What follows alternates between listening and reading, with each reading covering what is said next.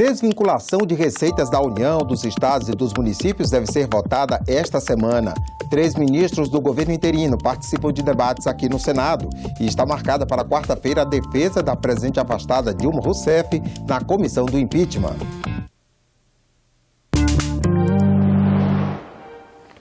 Bom dia. E está marcado para esta semana o depoimento da presidente afastada Dilma Rousseff na Comissão Especial do Impeachment. Também devem ser ouvidos os técnicos do Senado que realizaram a perícia das obras e os peritos assistentes da defesa e da acusação. Na terça-feira, a partir das 11 horas, a comissão fará 2 audiências. A primeira para ouvir os peritos do Senado que fizeram a análise dos documentos do processo de impeachment. Na segunda audiência, é a vez dos peritos assistentes indicados pela acusação e defesa. A quarta-feira está reservada para o depoimento da presidente afastada Dilma Rousseff, que pode ser representada pelo advogado. Depois começa o prazo para as alegações finais. São 15 dias para a acusação e 15 para a defesa.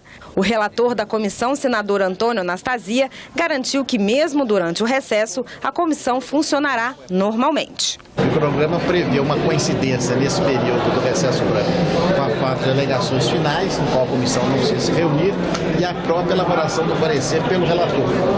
Então é um período no qual não estão previstas reuniões da comissão, mas a comissão estará funcionando, formada, a secretaria funcionando, todos nós trabalhando para que os prazos fluam normalmente e o cronograma seja cumprido.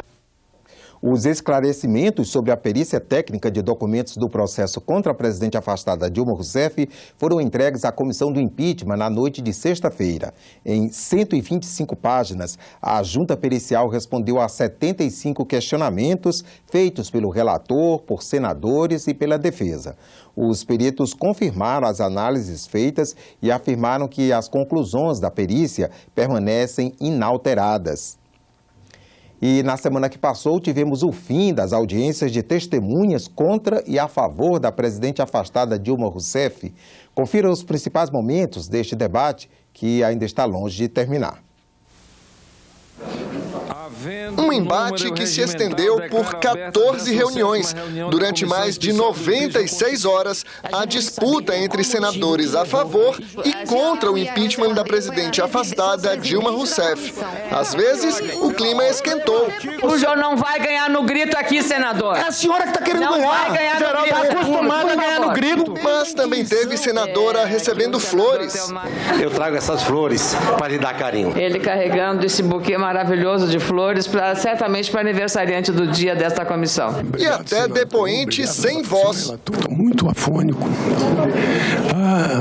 Dilma Rousseff é acusada de ter cometido crime de responsabilidade. Ela teria usado bancos públicos para financiar programas do governo e editado decretos sem autorização do Congresso. Um confronto de argumentos técnicos, mas também uma guerra de palavras. Os senadores a favor do impeachment usaram o termo pedalada 542 vezes contra Dilma Rousseff. Dinheiro da pedalada não foi para programa social. E em 152 ocasiões, os defensores da presidente denunciaram a existência de um golpe. Nós estamos aqui bravamente lutando contra esse golpe. Ao todo, os parlamentares ouviram mais de 40 testemunhas, 2 de acusação, 4 indicadas pelos senadores e o restante pela defesa. Representantes do Tribunal de Contas da União confirmaram as denúncias contra Dilma Rousseff. Em relação aos decretos, o nosso entendimento é que uma vez que o governo se encontre numa situação de descumprimento da meta fiscal estabelecida em lei, ele perde aquela autorização que o Congresso lhe deu. O que foi identificado no relatório das pedaladas, no meu ponto de vista, é de gravidade altíssima. Entre as testemunhas de defesa, 7 ex-ministros da presidente. Eles negaram a existência de pedaladas e de irregularidades nos decretos. Eu não identifico, nem identifiquei qualquer irregularidade nem na época em que os decretos foram emitidos, nem eu e nem ninguém. Na metodologia adotada pelo TCU, pelo Banco Central até 2014, essas operações não eram consideradas operações de crédito ou passivos financeiros da União. Duelo também entre os advogados. A acusação disse que a defesa tentava atrasar o processo. Esse processo se arrasta e quem está assistindo é testemunha de que todas as pessoas arroladas pela defesa foram arroladas com o intuito de procrastinar o feito. Procrastinação? Esse processo está previsto para terminar 2 meses antes dos 6 meses em que a presidenta da República teria que voltar no exercício se o processo não terminasse. Ao longo do processo, os dois lados apresentaram 29 recursos. Um deles, da defesa, acabou sendo aceito pelo Supremo Tribunal Federal. O ministro Ricardo Lewandowski determinou a realização de perícia em documentos usados pela acusação. O resultado dividiu os parlamentares. E esta perícia, que seria um instrumento da defesa, passa a ser uma ferramenta para a acusação. Fica caracterizado o crime de responsabilidade pela perícia apresentada no que diz respeito aos decretos de suplementação orçamentária. Não foi identificado ato comissivo da excelentíssima senhora Presidente da República que tenha contribuído direta ou imediatamente para que ocorressem os atrasos nos pagamentos. Afirma a perícia, há ato comissivo da excelentíssima senhora Presidente da República na edição dos decretos, sem controvérsia sobre a sua autoria. As portarias do Ministério da Fazenda não definem explicitamente o prazo para pagamento que deveria ter sido feito ao Banco do Brasil. Ora, se não há prazo, não há atraso. Se não há ato, não há dolo. Se não há dolo, não há crime. Um embate que ainda não acabou e promete consumir mais algumas horas de trabalho nas próximas semanas. A Comissão de Constituição e Justiça pode votar na quarta-feira a PEC que desvincula parte das receitas da União, de estados e municípios. Vamos conversar sobre a agenda das comissões com o repórter Roberto Fragoso. Roberto, bom dia. A CCJ já vem debatendo a desvinculação das receitas, é isso mesmo? Bom dia, André. Isso mesmo, a CCJ ela já começou a debater essa questão neste ano, inclusive ela já aprovou uma proposta de emenda à Constituição de iniciativa do Senado, ela é de autoria do senador Dalírio Beber, do PSDB de Santa Catarina, que permite que a União, estados e municípios gastem livremente parte do seu orçamento. Mas a Câmara dos Deputados aprovou uma outra proposta de emenda à Constituição e essa proposta vai ter prioridade porque ela está mais avançada. Se ela for aprovada pelo Senado, ela já segue para a promulgação. A outra proposta do Senado, ela ainda aguarda votação no plenário, ela ainda teria que ir para a Câmara dos Deputados, depois de aprovada pelo plenário. A diferença entre as duas é que a proposta do Senado, ela permite que a desvinculação seja de 25% do orçamento. A proposta que veio da Câmara dos Deputados, ela estabelece um patamar de 30% do orçamento que pode ser gasto livremente. As duas propostas prevêem que a prorrogação da desvinculação vai valer até 2023. A maior preocupação dos senadores é com recursos para a saúde e a educação, mas a proposta ela tem uma ressalva que vai afetar principalmente estados e municípios, que garante que os recursos para a saúde, para a educação e também para a previdência social sejam garantidos. Roberto, naquele caso da limitação da internet, a Comissão de Ciência e Tecnologia pode pôr um fim a essa polêmica esta semana? Há na pauta dessa comissão um projeto que proíbe definitivamente que as empresas operadoras de internet, banda larga fixa, possam vender os planos com franquia limitada.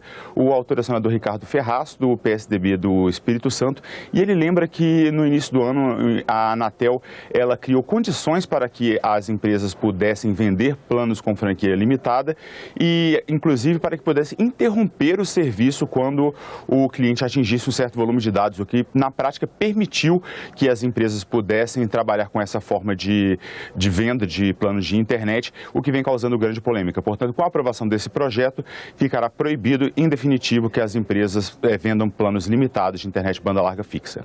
Agora, Roberto, outra coisa. Na quarta-feira, está prevista a vinda de 3 ministros. Eu queria que você dissesse para a gente de que ministérios eles são e o que eles vêm debater com os senadores. Nós teremos a vinda do ministro Mendonça Filho, da Educação. Nós já falamos sobre a vinda dele porque ela estava agendada para o dia 22, mas acabou sendo adiada para a próxima quarta-feira. Os senadores devem falar com ele principalmente sobre os recursos da educação e sobre os efeitos de propostas em análise no Congresso, como a própria desvinculação das receitas da União e como a proposta de emenda à Constituição que foi enviada pelo governo interino, que limita o aumento dos gastos públicos por 20 anos. Os senadores querem, portanto, saber os efeitos dessas propostas sobre o ensino. E a Comissão de Assuntos Econômicos vai ouvir o ministro do Planejamento, Diogo Oliveira, sobre os aumentos do funcionalismo. São várias propostas em análise na casa que tratam de funcionalismo e está na pauta da Comissão de Constituição e Justiça uma das propostas que mais preocupa os senadores, que é a proposta de aumento do teto do funcionalismo, os salários dos ministros do Supremo Tribunal Federal, que hoje é de R$ 33.700. Ele passaria agora, em agosto, para R$ 36.700 e a partir de janeiro do ano que vem para R$ 39.300. E também o ministro da Saúde, Ricardo Barros, vem à Comissão de Assuntos Sociais. Quem fez o pedido para a vinda do ministro foi o senador Humberto Costa, do PT de Pernambuco, que quer que o ministro dê explicações sobre declarações dadas à imprensa de que poderia rever, ou seja, reduzir o Sistema Único de Saúde. É isso aí, Roberto. Uma boa semana para você e para os colegas da Rádio Senado. Muito obrigado, uma boa semana. O Conselho de Comunicação Social do Congresso faz um seminário a partir das 9 horas para discutir a situação das repetidoras de televisão. Já às 2 da tarde, o Conselho faz reunião de trabalho.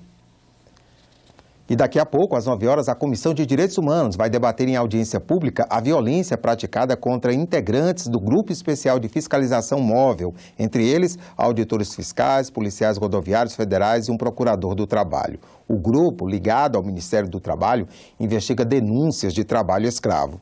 A audiência é interativa. Você pode participar com perguntas ou comentários pelo telefone 0800 61 2211 ou então pelo nosso portal senado.leg.br/e-cidadania. A Comissão de Ciência e Tecnologia do Senado debateu na sexta-feira a situação do setor em Porto Alegre. Participantes da reunião cobraram maior apoio e um novo marco legal para a área. Boa tarde. A reunião da comissão contou com a participação de pesquisadores, empresários e reitores das principais universidades gaúchas. Acompanhado por mais de 200 pessoas, o evento fez uma radiografia da atual situação da área de pesquisa e desenvolvimento brasileira. Eu creio que um país como o Brasil produzir cerca de 12%, 13% do conhecimento científico original no mundo não é pouco, sobretudo porque esse status é relativamente recente. O que preocupa, do nosso ponto de vista, é o fato de que, enquanto nós alcançamos este status, como resultado de um período de praticamente 1,5 décadas de investimento continuado em pesquisa científica e tecnológica, em níveis inéditos na nossa história, nós regredimos do ponto de vista econômico. Quer dizer, o país se desindustrializou. Quer dizer, crescemos na nossa capacidade de produção de conhecimento e decrescemos na nossa capacidade de incorporação de conhecimento à estrutura produtiva. Quando chegam momentos de crise, parece que ciência e tecnologia torna-se aquele primo afastado que a gente quer colocar num cantinho. Isto não ocorre em países que têm uma estratégia de ciência e tecnologia. Na crise econômica, Estados Unidos e países da Europa ampliaram o investimento em PIB em ciência e tecnologia, reconhecendo que a tecnologia que rompe barreiras é o instrumento fundamental para vencermos a crise.